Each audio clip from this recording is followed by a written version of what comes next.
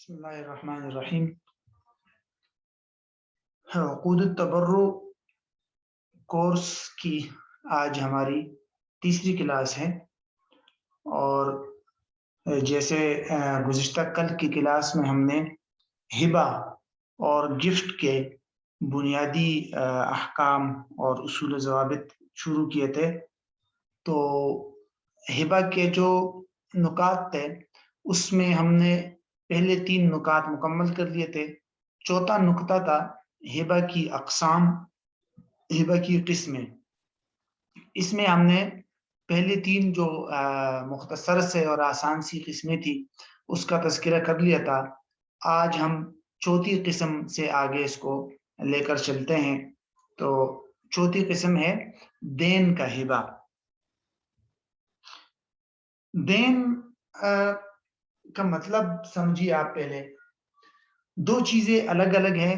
ہمارے معاشرے میں ان 2 چیزوں کو ایک سمجھا جاتا ہے، لیکن فقہ کے اندر ان دونوں میں فرق ہے۔ ایک چیز کہلاتی ہے قرض اور دوسری چیز ہے دین۔ عام معاشرے میں دین اور قرض میں کوئی فرق نہیں کیا جاتا، لیکن فقہ کے اندر دونوں میں فرق کیا جاتا ہے۔ جو قرض ہے وہ ایک خاص صورت کا نام ہے۔ فقہ کے اندر قرض ایک خاص صورت کا نام ہے۔ وہ صورت یہ ہے کہ آپ کسی کے ساتھ احسان کے طور پر کسی کو کوئی مثلی چیز کچھ دنوں کے لیے دے دے۔ مثلی کا مطلب ہوتا ہے کہ اس چیز کو وہ استعمال کرے اور اسی جیسی ہو بہو چیز آپ کو پھر واپس کرے۔ پیسے ہے، گندم ہے، چاول ہے، وغیرہ وغیرہ، اس کو کہتے ہیں قرض۔ جہاں تک دین کی بات ہے تو فقہ میں دین کا مفہوم ذرا وسیع ہے۔ اس کے تحت قرض بھی آتا ہے اور قرض کے علاوہ دیگر صورتیں بھی آتی ہیں۔ دین کا مطلب ہوتا ہے کہ ہر وہ چیز جو ایک انسان کے لیے دوسرے انسان پر کے ذمے لازم ہو جائے، ٹھیک ہے؟ ہر وہ چیز جو متعین نہ ہو اور ایک انسان کے لیے دوسرے انسان کے ذمے لازم ہو جائے۔ مثال کے طور پر اگر متعین ہو تو پھر وہ دین نہیں ہے۔ مثال کے طور پر آپ کے پاس میں نے اپنی امانت کا موبائل رکھا ہوا ہے تو یہ متعین ہے، معلوم ہے، تو یہ دین نہیں ہے۔ لیکن اگر وہ متعین نہیں ہے تو پھر وہ دین ہے۔ اب اس کے تحت ایک قرض بھی آ جائے گا، کیونکہ آپ کسی کو کرنسی بطور قرض دے رہے ہیں تو یہ اس کے ذمہ لازم ہو جائے گا، اور وہ متعین نہیں ہے کہ کون سے پیسے وہ آپ کو واپس کرے گا۔ اسی طرح قرض کے علاوہ دیگر بھی کئی صورتیں اس کے تحت آ سکتی ہے۔ مثال کے طور پر بے سلم کر لیا آپ کے ساتھ، میں نے آپ کو 50,000 روپے دے دیے اور آپ مجھے 2 مہینے بعد 50 من گندم دیں گے، تو بے سلم ہو گیا۔ تو اس کے اندر جو گندم آپ مجھے دیں گے 2-3 مہینے بعد، وہ بھی آپ کے ذمہ دین ہے، ٹھیک ہے؟ اسی طرح اگر تو مثال کے طور پر آپ نے میری کوئی چیز ضائع کر دی اور اس ضائع شدہ چیز کے بدلے میں آپ کے ذمے کوئی قیمت لازم ہو گئی تو یہ بھی دین ہے۔ یا آپ نے مجھ سے کوئی چیز خریدی، ٹھیک ہے، موبائل خریدا، 10,000 روپے ابھی تک آپ نے ادائیگی نہیں کی ہے اس پیسوں کے، تو وہ پیسے بھی آپ پر دین ہے۔ دیکھیے، تو دین کا مفہوم ذرا وسیع ہے، قرض صرف ایک خاص صورت کو کہتے ہیں۔ بہرحال یہاں اس کے تحت سمجھ لیجئے دین کا لفظ استعمال کیا ہے تو اس کے تحت قرض بھی آ جائے گا، اور اس کے تحت قرض کے علاوہ دیگر جو دیون اور مالی حقوق ہے وہ بھی آ جائیں گے، ٹھیک ہے؟ تو یہ تو ہو گیا اس کا مفہوم۔ اب دین کے ہبہ کا کیا مطلب ہے؟ دین یا قرض کو ہبہ کرنے کا کیا مطلب ہے؟ کہ ایک شخص کا دوسرے شخص کے ذمے قرض ہے یا دین ہے، اور وہ جو اصل مالک ہے اس قرض یا دین کا، وہ اپنے اس قرض یا دین کو کسی کو ہبہ کرتا ہے، گفٹ کرتا ہے، تو اس کا شرعی حکم کیا ہے؟ مثال کے طور پر میرا آپ کے ذمے 10,000 روپے قرض ہے یا دین ہے، وہ میں آپ کو یا کسی اور کو گفٹ کر رہا ہوں، تو کیا یہ جائز ہے، یہ درست ہے یا نہیں؟ تو اس کی 2 صورتیں بنتی ہیں، اور دونوں صورتوں کے بارے میں فقہاء کی آراء ذرا مختلف ہے۔ آپ دیکھ لیجئے، یہاں صرف فقہاء حنفیہ کی رائے کا آپ کے سامنے تذکرہ کیا جائے گا، دیگر فقہاء کا تذکرہ یہاں تفصیلی نہیں کیا جائے گا۔ تو ذرا اس کو دیکھ لیجئے، دیگر فقہاء کی رائے کی طرف میں مختصراً اشارہ کرتا ہوں۔ 2 قسمیں ہیں۔ پہلی قسم کو کہتے ہیں ہبۃ الدین لمن علیہ الدین، ہبۃ الدین لمن علیہ الدین۔ نمبر 2، ہبۃ الدین لغیر من علیہ الدین۔ دونوں کو آپ اردو میں یوں سمجھ سکتے ہیں کہ پہلی قسم کا مطلب ہوتا ہے کہ جس شخص کے ذمے وہ دین یا قرض ہے اسی کو اپنا دین یا قرض گفٹ کرنا. جس شخص پر جو قرض یا دین ہے اسی کو اپنا دین یعنی مقروض ہی کو اپنا دین اور قرض گفٹ کرنا. دوسری صورت کا مطلب ہوتا ہے کہ جس شخص کے اوپر وہ دین یا قرض ہے یعنی کہ مقروض، اس کو اپنا دین گفٹ نہ کرنا، کسی تیسرے فرد کو اپنا دین گفٹ کر دینا، اپنا قرض گفٹ کر دینا. ٹھیک ہے، تو یہ دو بنیادی صورتیں ہیں. پہلی صورت اس کا مطلب یہ ہے، مثال کے طور پر میرا زید کے اوپر 10,000 روپے قرض یا دین ہے اور میں زید ہی کو وہ پیسے گفٹ کر دیتا ہوں. میں اس کو کہتا ہوں کہ آپ کے ذمے جو میرا قرض یا دین ہے وہ میں نے آپ کو گفٹ کر دیے، تو ختم. اس کا کیا حکم ہے؟ تو فقہائے حنفیہ فرماتے ہیں، یہ ذہن میں رکھیے گا کہ ویسے تو ہبہ کے لیے ضروری ہے کہ وہ کوئی عین ہو، عین جیسے ہم نے پہلی قسم میں پڑھی تھی، کوئی ٹھوس اور مادی چیز ہو تو اس کو گفٹ کیا جا سکتا ہے. اب یہ تو دین ہے، یہ تو عین نہیں ہے، کوئی ٹھوس اور مادی چیز نہیں ہے، یہ تو ذمے میں لازم شدہ قرض یا حق ہے. ٹھیک ہے، تو یہ تو ہبہ نہیں کیا جا سکتا. لیکن اس کے باوجود فقہائے حنفیہ نے اس پہلی صورت کو جائز قرار دیا ہے. اس کے باوجود فقہائے حنفیہ نے اس پہلی صورت کو کیا قرار دیا ہے؟ جائز قرار دیا ہے. کیوں؟ وہ وجہ یہ بیان کرتے ہیں کہ اگر ایک شخص قرض خواہ مقروض کو اپنا قرض گفٹ کر رہا ہے تو اگرچہ اس نے گفٹ کے الفاظ بولے ہیں لیکن یہ در حقیقت ابراء ہے، ابراء یعنی اس کو قرض سے بری کر دینا ہے. تو الفاظ تو ہبہ کے استعمال ہوئے ہیں لیکن ہبہ کو یہاں ہم یوز نہیں کر سکتے، ہبہ یہاں چل نہیں سکتا. تو جو مقصد یہاں ہے وہ مقصد ابراء اور بری کرنے سے بھی حاصل ہو رہا ہے. تو مجازن یہاں ہبہ کو ابراء کے میننگ میں لے کر ایسا سمجھا جائے گا جیسے کہ قرض خواہ نے مقروض کو بری کر دیا، لہٰذا وہ بری ہو جائے گا اور وہ قرض اس کو معاف ہو جائے گا. ٹھیک ہے، ایک ہوتا ہے ابراء اور ایک ہے ہبہ. ہبہ کا مطلب گفٹ کرنا، ابراء کا مطلب بری کرنا، دو الگ الگ چیزیں ہیں. لیکن اگر قرض خواہ نے اپنا قرض مقروض کو گفٹ بھی کر دیا تو اس کو بھی فقہائے حنفیہ ابراء کے تحت لاتے ہیں مجازن. ٹھیک ہے، چلے یہ تو پہلی قسم ہو گئی. دوسری قسم ہبۃ الدین لغیر من علیہ الدین، کسی تیسرے فرد کو اپنا قرض یا دین جو ہے وہ گفٹ کرنا. مثال کے طور پر میرا زید کے اوپر سمجھ لیجئے 10,000 روپے قرض یا دین ہے. میں وہ 10,000 روپے قرض یا دین زید جو کہ مقروض ہے اس کو گفٹ نہیں کر رہا بلکہ کسی تیسرے فرد، مثال کے طور پر ایک اجنبی شخص خالد کو گفٹ کر رہا ہوں. خالد کو کہہ رہا ہوں کہ بھائی زید کے ذمے جو میرے 10,000 روپے قرض ہے یا دین ہے وہ میں نے خالد صاحب آپ کو گفٹ کر دیے. اس کا کیا حکم ہے؟ تو فقہائے حنفیہ یہاں اس کو بھی جائز قرار دیتے ہیں لیکن ایک شرط کے ساتھ کہ اپنا ہبہ، اپنا دین یا قرض کسی تیسرے فرد کو بھی گفٹ کیا جا سکتا ہے لیکن اس کے لیے ایک بنیادی شرط ہے. وہ کیا؟ وہ یہ کہ جو اصل مالک ہے، اونر یعنی کہ قرض خواہ ہے، اس نے اس تیسرے فرد کو باقاعدہ اس دین پر قبضہ کرنے کی بھی اجازت دے دی تو تب یہ درست ہو جائے گا. مثال کے طور پر میں نے اس تیسرے فرد خالد کو کہا کہ جب بھائی زید کے ذمے میرے 10,000 روپے قرض ہے، میں آپ کو گفٹ کر رہا ہوں اور آپ کو اس بات کی اجازت بھی دے رہا ہوں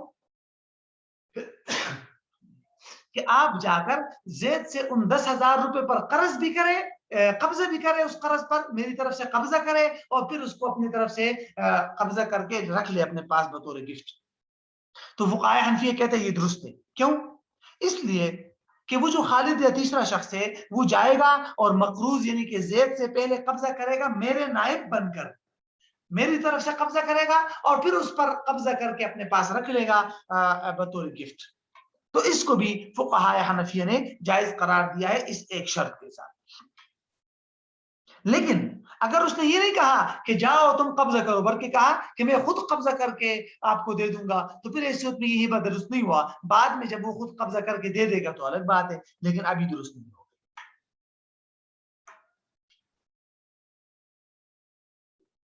اب دیگر فقہا کی آراء، تو جہاں تک دیگر فقہا کی آراء ہے تو اس کا خلاصہ یہ ہے کہ جو پہلی قسم ہے نا ہبۃ الدین لمن علیہ الدین یا مقروض ہی کو اپنا دین گفٹ کرنا، وہ دیگر ائمہ کے ہاں بھی جائز ہے.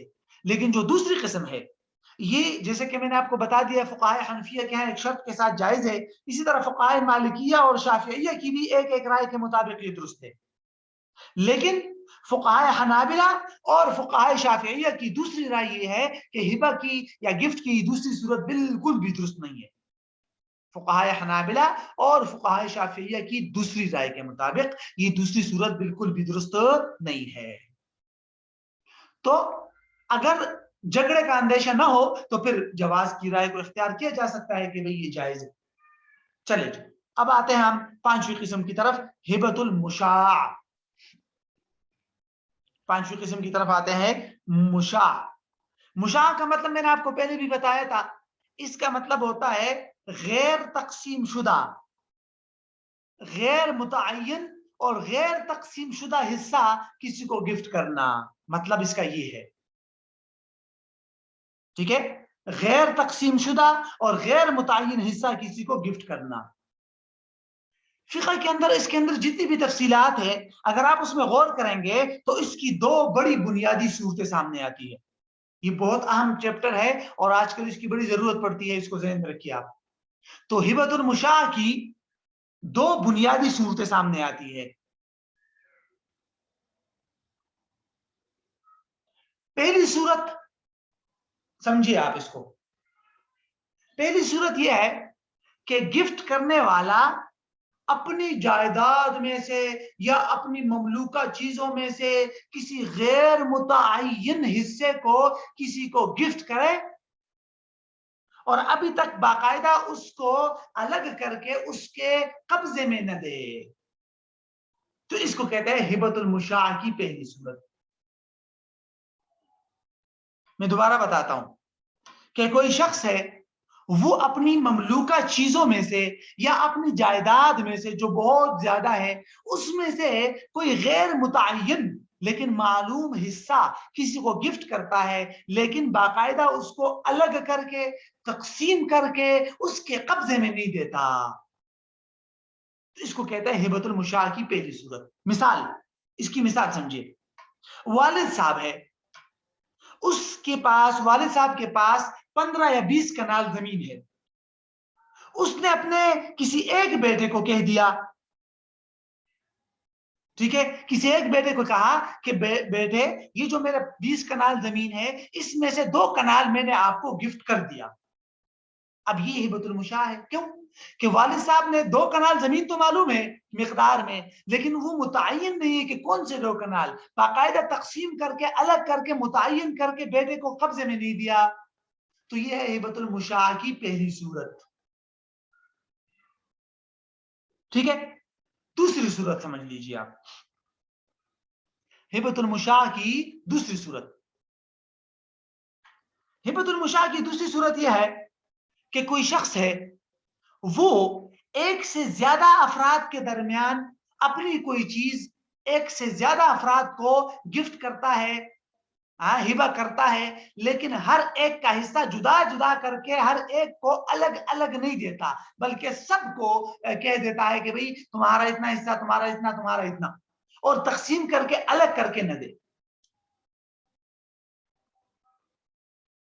دوسری صورت کو دوبارہ سمجھے کہ کوئی شخص ہے وہ اپنی مملوکہ چیزوں میں سے بعض حصہ یا مکمل جتنے بھی حصہ ہے وہ ایک سے زیادہ افراد کو گفٹ کرتا ہے، لیکن ان تمام افراد کا حصہ الگ الگ کر کے ہر ایک کو الگ الگ نہیں دیتا. یہ ہے ہبۃ المشاع کی دوسری صورت. اس کو بھی مثال سے سمجھیے. اس کی صورت یہ ہے کہ والد صاحب ہے، ٹھیک ہے جی، والد صاحب کی زمین ہے 15 کنال. والد صاحب اپنے اس کے 3 بیٹے ہیں، وہ 3 بیٹوں کو کہتا ہے کہ یہ 15 کنال زمین میں نے تم تینوں کو گفٹ کر دی، تینوں جو ہے 5-5 کنال رکھ لینا. اب یہاں دیکھیے آپ، اتنا تو معلوم ہے کہ کل 15 کنال زمین ہے، یہ بھی معلوم ہے کہ ہر بیٹے کا حصہ 5-5 کنال ہے، لیکن یہ معلوم نہیں ہے کہ کون سے بیٹے کا حصہ کون سا پانچ کنال ہے، یہ والا کس کا ہے، یہ والا 5 کنال کس کا ہے، وہ والا کس کا ہے، مطلب تینوں بیٹوں کو مشترکہ طور پہ دے دیا، کسی کا حصہ الگ الگ کر کے سب کو الگ الگ کر کے نہیں دیا. تو یہ ہے ہبۃ المشاع کی دوسری صورت. یہ دونوں صورتیں آج کل بڑی زیادہ وجود میں آتی ہے. زندگی میں جو جائیداد تقسیم کرتے ہیں اپنے بیٹوں میں، تو وہ زندگی میں جو جائیداد کی تقسیم ہے وہ بھی تو گفٹ کے حکم میں، تو بھی ایسا ہو رہا ہے. تو یہ دو بنیادی صورتیں ہیں، اس کو ذرا ذہن میں رکھ لیجئے آپ. اب آتے ہیں ہم اس کی شرعی حکم کی طرف کہ کیا ایسا اگر کوئی گفٹ کر دیتا ہے تو کیا وہ درست ہو جائے گا یا نہیں.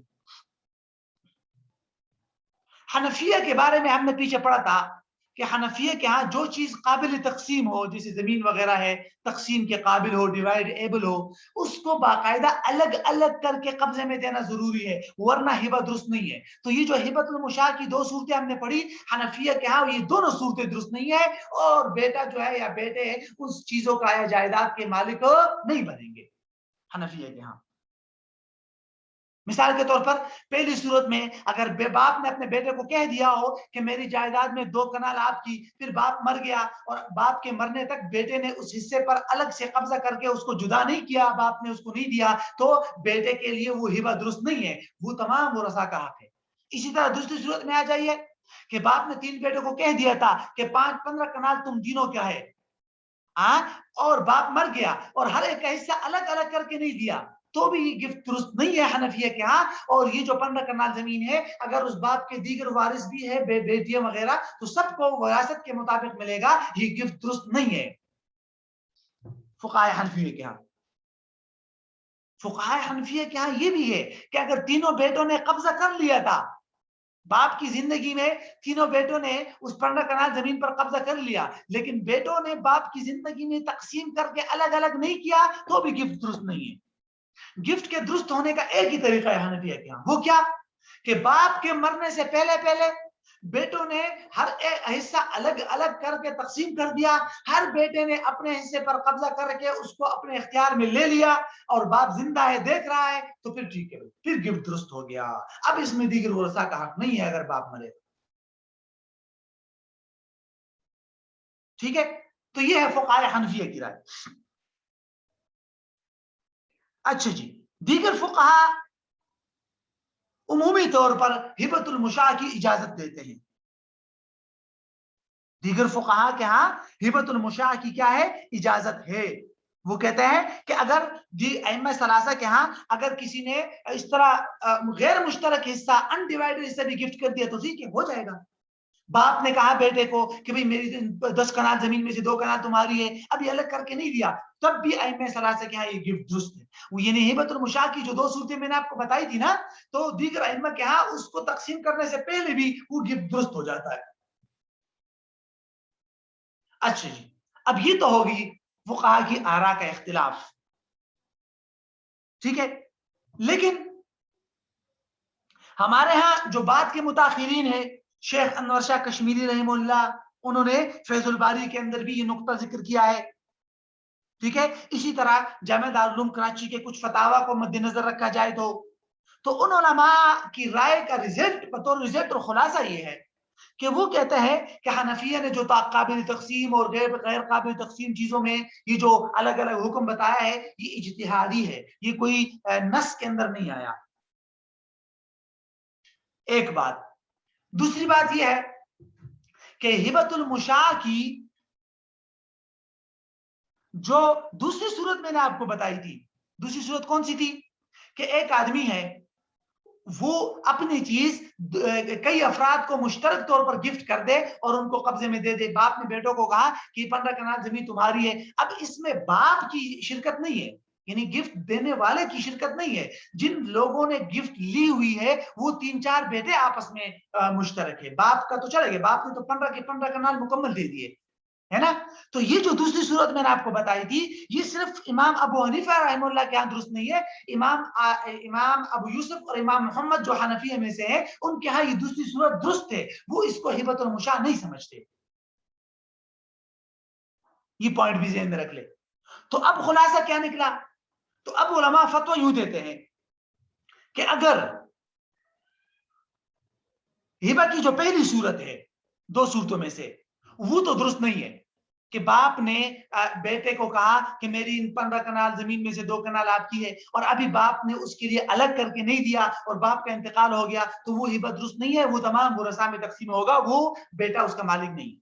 لیکن جو دوسری صورت ہے کون سی کہ کئی افراد کو مشترک طور پر دے دیا اور ان تمام افراد نے ان تمام حصوں پر مشترک طور پر بھی قبضہ کر لیا اور باپ کی زندگی میں اگرچہ تقسیم نہ بھی کیا ہو تو بھی یہ ہبہ درست ہے, جیسے کہ صاحبین کی رائے ہے. وہ کہتے ہیں ہر بیٹے نے اگر الگ الگ حصے پر قبضہ نہیں کیا, سب نے مشترکہ طور پر باپ سے زمین لے لی تو بھی ہبہ درست ہو جائے گا.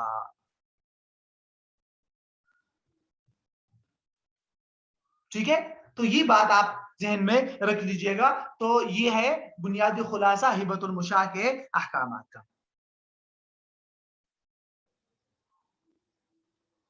ٹھیک ہے, خلاصہ کیا ہوا کہ اگر کئی افراد کو مشترک طور پر کوئی چیز یا زمین گفٹ میں ملی اور انہوں نے اس چیز پر قبضہ کر لیا, اگرچہ الگ الگ کر کے تقسیم نہیں کیا لیکن سب نے قبضہ کر لیا تو گفٹ درست ہو جائے گا. یہ بات ذہن میں رکھیے کہ بیٹوں نے یا جس کو گفٹ کی گئی ہے اس نے صرف سے قبضہ ہی نہیں کیا اور والد صاحب کا انتقال ہو گیا تو قبضہ تو بنیادی شرائط میں سے ہے ہبہ کے. ہبہ کمپلیٹ ہی اس وقت ہوتا ہے جب قبضہ ہو, تو قبضہ بہرحال ضروری ہے, یہ بات ذہن میں رکھیے گا. گنجائش صرف اس میں ہے کہ اگر سب نے قبضہ کر لیا اور الگ الگ تقسیم کر کے اپنا حصہ الگ الگ نہیں کیا تو کوئی پرابلم نہیں, گفٹ مکمل ہے, لیکن قبضہ بہرحال ضروری ہے. ٹھیک ہے, تو یہ خلاصہ ہو جائے. چلے چھٹی قسم کی طرف آ جائیے آپ,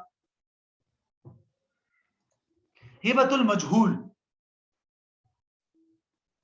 ہبۃ المجہول کا مطلب ہوتا ہے کہ کسی نامعلوم چیز کو گفٹ کر دینا. ابھی جو پیچھے ہم نے پڑھی تھی ہبۃ المشاع میں, آپ نے اس میں غور کیا ہوگا کہ جو گفٹ کرنے والا ہے وہ جو چیز ہبہ کر رہا ہے اس چیز کی مقدار اور کوانٹٹی معلوم ہوتی ہے, صرف اس کا کنفرم طور پہ معلوم نہیں ہوتا کہ کون سا والا حصہ ہے, متعین نہیں ہوتا, ورنہ مقدار معلوم ہوتی ہے, کوانٹٹی. یہ مجہول کا مطلب ہوتا ہے کہ کوانٹٹی نہ معلوم ہے, معلوم ہی نہیں ہے کہ کتنا گفٹ کر رہا ہے. مثال کے طور پر کوئی شخص ہے وہ کہہ رہا ہے کہ میری جو یہ 15 کنال زمین ہے اس میں سے کچھ کنال میں نے آپ کو گفٹ کر دیا. اب کچھ کنال کتنے ہیں معلوم ہی نہیں. یا میری جو مثال کے طور پر یہ سامنے گندم ہے اس میں سے کچھ حصہ میں نے آپ کو گفٹ کر دیا, اب معلوم نہیں ہے کتنا حصہ.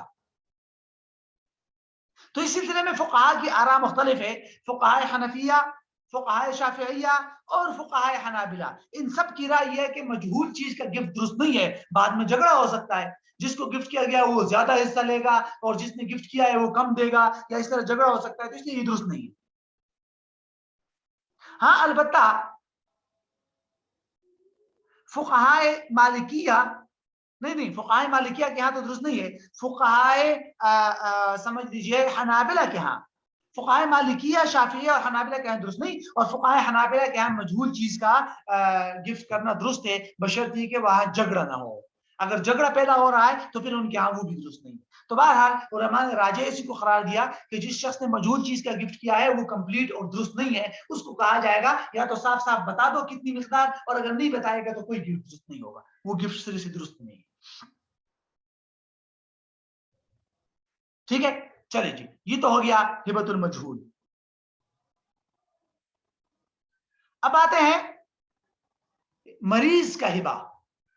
دو چیزیں آپ نے سمجھنی ہے یہاں. سب سے پہلے تو سمجھنے مریض کا کیا مطلب ہے, کیا جس کو بخار ہو, تھوڑا بہت نزلہ زکام ہو, وہ مریض مراد ہے. اور دوسرا مریض کے ہبہ کا کیا حکم ہے اگر وہ گفٹ کرتا ہے. سب سے پہلے آپ سمجھیے مریض کا مطلب یہاں ہے مرض الموت, وہ شخص جو مرض الموت میں مبتلا ہو, مرنے والی بیماری میں مبتلا ہو, جس کو مورٹل سکنس کہہ سکتے ہیں نا. مرض الموت کی کیا تعریف ہے سمجھیے ذرا. مرض الموت کی عمومی تعریف یہ کی جاتی ہے کہ وہ بیماری جس بیماری میں مریض کا انتقال ہو جائے.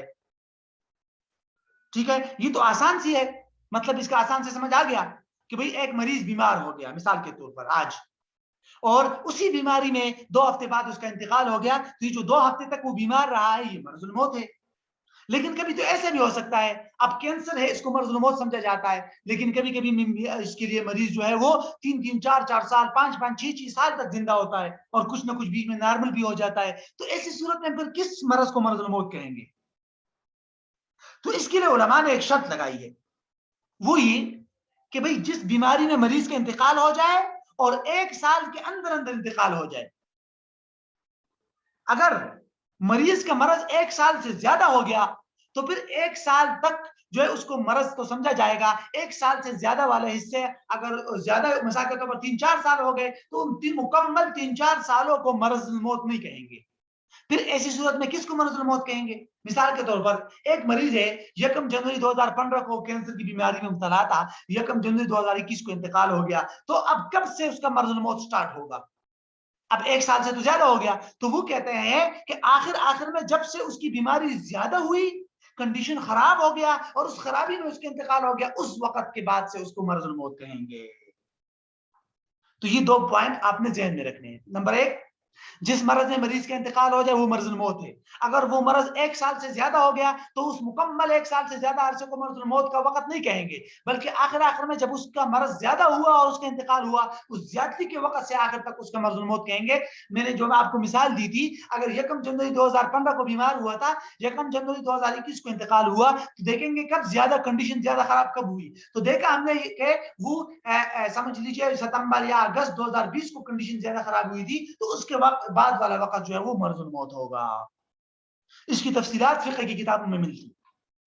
اب ذرا ہم دیکھتے ہیں کہ کوئی مریض مرض الموت میں مبتلا ہے اور مرض الموت میں وہ کسی کو کوئی چیز گفٹ کر رہا ہے، تو اس کا کیا حکم ہے؟ اس کے لیے آپ ایک چھوٹا سا ضابطہ ذہن میں رکھیں گے نا، تو اس ضابطے کی وجہ سے آپ کو اس کی مکمل حکم سمجھ آ جائے گا. وہ ضابطہ یہ ہے: الہبۃ فی مرض الموت وصیۃ. الہبۃ فی مرض الموت وصیۃ.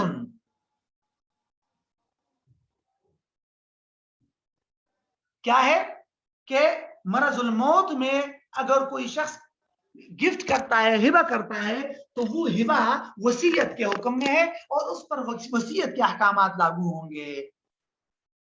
تو وصیت اور مرض الموت میں جو گفٹ ہے، ان دونوں کا سیم حکم ہوگا. اب سیم حکم کیا ہے ذرا سمجھیے اس کو. سیم حکم یہ ہے، جیسے آپ کو پتا ہے کہ کوئی بھی شخص اپنے کسی وارث کے لیے وصیت نہیں کر سکتا. اپنے بیٹے کے لیے، بیٹی کے لیے، بیوی کے لیے شرعاً جائز نہیں ہے وارث کے لیے وصیت کرنا. لا وصیت لوارث، ٹھیک ہے، وصیت نہیں کر سکتا. تو اسی طرح مرض الموت میں کوئی شخص اپنے کسی وارث کو کوئی چیز سرے سے گفٹ نہیں کر سکتا. کسی کو گفٹ نہیں کر سکتا وارث کو. بیٹے کو ہبہ کرتا ہے مرض الموت میں، گفٹ کرتا ہے، بیٹی کو زمین گفٹ کرتا ہے وغیرہ وغیرہ، اس کا شرعاً کوئی اعتبار نہیں ہے، یہ گفٹ سرے سے معتبر ہی نہیں ہے. ایک پوائنٹ. نمبر 2، وصیت کا دوسرا رول یہ ہے کہ اگر کوئی شخص کسی اجنبی کے لیے وصیت کرتا ہے تو وہ وصیت درست ہے، لیکن مریض کے تہائی مال کی حد تک. تہائی مال سے زیادہ وصیت کرنا درست نہیں ہے. تہائی مال کا کیا مطلب؟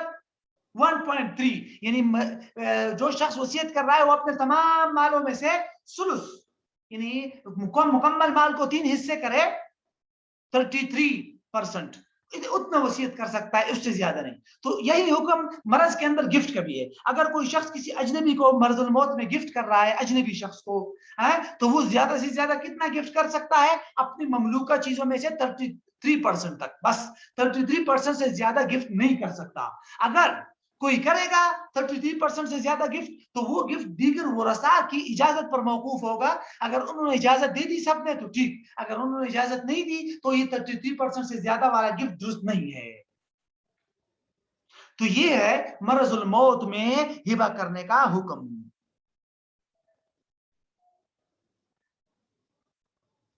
سمجھ آ گئی؟ چلے اب آگے آ جائیے نمبر 8 کی طرف. ہبہ معوضہ. ہبہ معوضہ، اس کو بعض فقہ کتابوں کے اندر یہی نام دیا گیا ہے، ہبہ معوضہ. بعض کتابوں میں اس کا نام ہے ہبہ بشرط العوض،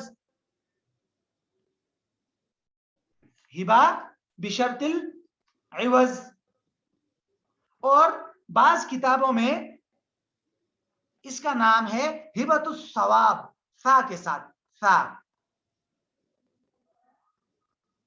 بعض کتابوں میں اس کا نام کیا ہے؟ ہبۃ الثواب، یعنی سا کے ساتھ۔ اس کا مطلب یہ ہے کہ کوئی شخص کسی کو کوئی چیز گفٹ کر دے اور اس کے بدلے میں اس سے کوئی عوض اور معاوضہ بھی لے لے۔ کوئی شخص کسی کو کوئی چیز گفٹ کرے اور اس کے بدلے میں اس سے کوئی معاوضہ اور عوض بھی وصول کرے، تو اس کا کیا حکم ہوگا؟ تو اس کے احکام سمجھنے کے لیے اس کی دو قسمیں سمجھ لیجیے آپ۔ پہلی قسم مشروط فی العقد، دوسری قسم غیر مشروط فی العقد۔ کیا مطلب ہے اس کا؟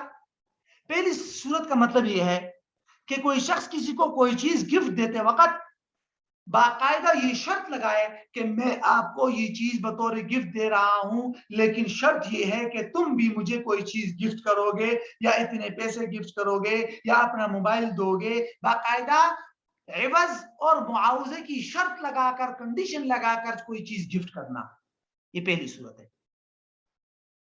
دوسری صورت غیر مشروط فی العقد۔ کیا مطلب ہے اس کا؟